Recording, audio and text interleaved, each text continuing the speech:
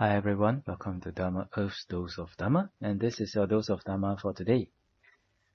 Now we have come to the interesting part. So, now we're going to discuss about two types of offering. One is called a Pugalika Dana, which is an offering made to an individual person or two separate individual persons. Then another one is called Sangika Dana. Sangika Dana is an offering made to the whole community of bhikkhus. Sangha means group, assembly, or community here. So when we are talking about Sangika Dana, we are referring to the community of the noble disciples of the Buddha. So when somebody wants to do this Sangika Dana, offerings to the community of bhikkhus, then in their mind, they should have the intention to offer for the community of monks and not the individual monk that he has in mind. So it depends on the intention, right? So if the yogi, if the donor, they have the intention to offer to the community of monks, then this is what we call a Sangika Dana. If they just want to offer to a person in the one or two monks in the community and it's intended for them, then this is called a Pugalika Dana, right? Now in the Buddhist text, the Buddha gives an analysis of the different types of offerings to Pugalika and also to Sangha. There are 14 types of gifts and 7 kinds of gifts. 7 kinds of gifts to the Sangha, 14 types of gifts to the Pugalika, to the individual. So let us see what are the 14 kinds of gifts to individuals. So the first one is offering made to a Buddha. The second is offering made to a Pachika Buddha. The third one is the offering made to an Arahant or one who has attained the Arahant fruition. So the next one is offering made to one who is striving to realize Arahant fruition, or one who has attained the Arahant path. So during enlightenment, usually is the path that arises first. Then after that is the fruit. All right. So if one person he has attained the Arahant path, then definitely the next mind moment, the next moments will be the Arahant fruition mind. All right, it's like that. Then let us see. So the next one is offering made to an Anagami, to someone who has attained Anagami path, and the next one Anagami fruition, and the next one the path. Then offering made to a Sagadagami fruition and Sagadagami path, and then the next pair offering made to a Sotapanna fruition and Sotapanna path. Then the next one, number 11, is offering made to recluses who are accomplished in jhana or supernormal power attainments, the psychic powers, like that. Then number 12 is offering made to an ordinary lay person who is possessed of morality. What does it mean by possessed of morality? That means they observe the precepts of not killing, not stealing, not committing adultery and sexual misconduct, not lying, and then also avoiding alcohol and intoxicants. So basically the 5 precepts.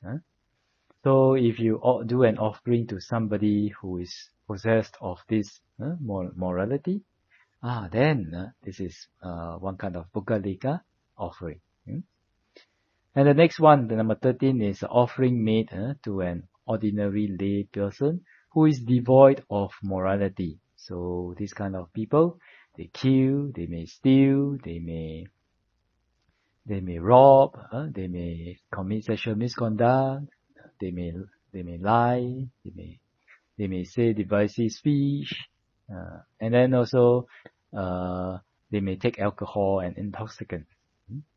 Then the last one is offering made to an animal. So out of these 14 kinds of offering, these 14 kinds of Pukalika offering, giving a one full meal to an animal, this will bring wholesome results and of like long life, good looks, strength, and intelligence for 100 life. Then in an ascending order, like for example, giving one full meal to a layperson of poor morality, this will bring wholesome results for 1,000 lives. And then to give a meal to a layperson of good morality, for this will result in having this wholesome results for 100,000 lives. And then if you offer a full meal to recluses and ascetics accomplished in jhana attainments, this is for 10 billion lives. Alright?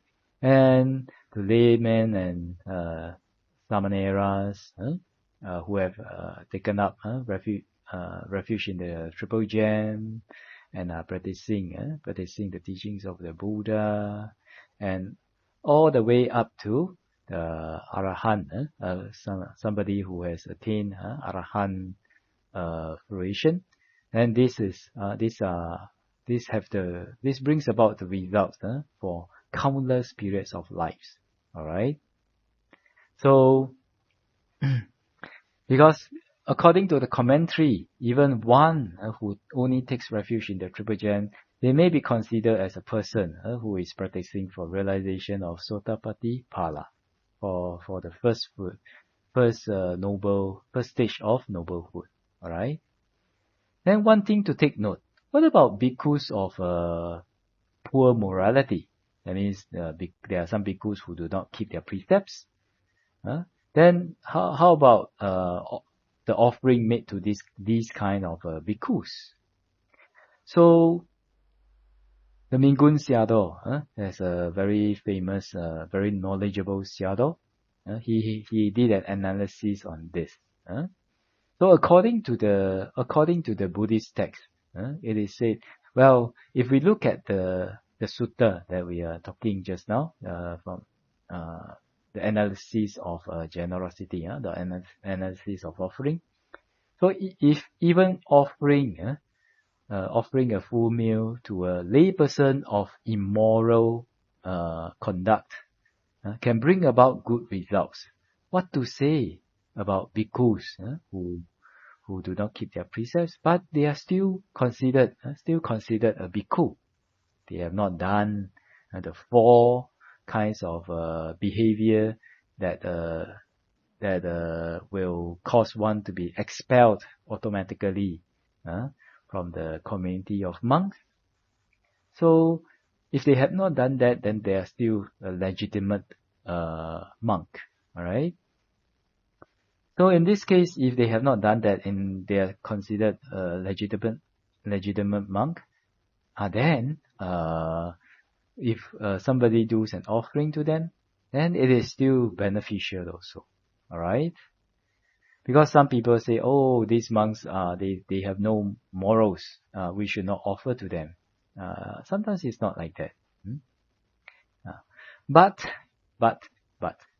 if you know this monk, he doesn't keep the monk's rules and regulations, and then he's doing some evil way, and you are supporting, you are offering to support his evil ways, to support him in his evil doings, then this is considered not so good.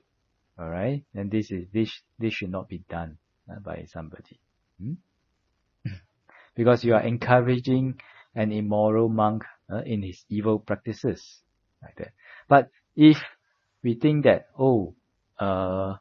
if we have a practice for ourselves, if we have a practice, we think that if one comes, then we should at least give something. If somebody asks for something, at least we should give something. If somebody practice this and he just want to practice this, the intention is not to support the immoral monks' evil practices, but just with a pure mind, you just want to give to somebody. You just want to help somebody because they may need some help and they ask for it. Then in this case, this is quite blameless, right? Okay. So when we encounter monks with poor morality, then we have to consider, am I encouraging his evil practices? What is my intention?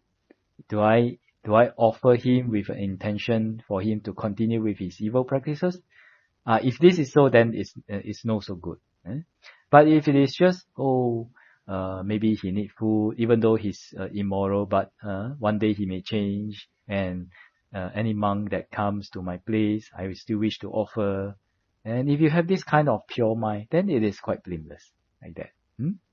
Alright? So I hope this is clear for all of you. And with this, this is your dose of Dhamma for today. So with this, I wish all of you to be well, peaceful, and happy. And may the Triple Gem bless all of us to be able to attain path, fruition, and Nibbana as soon as possible. Sadhu, sadhu, sadhu.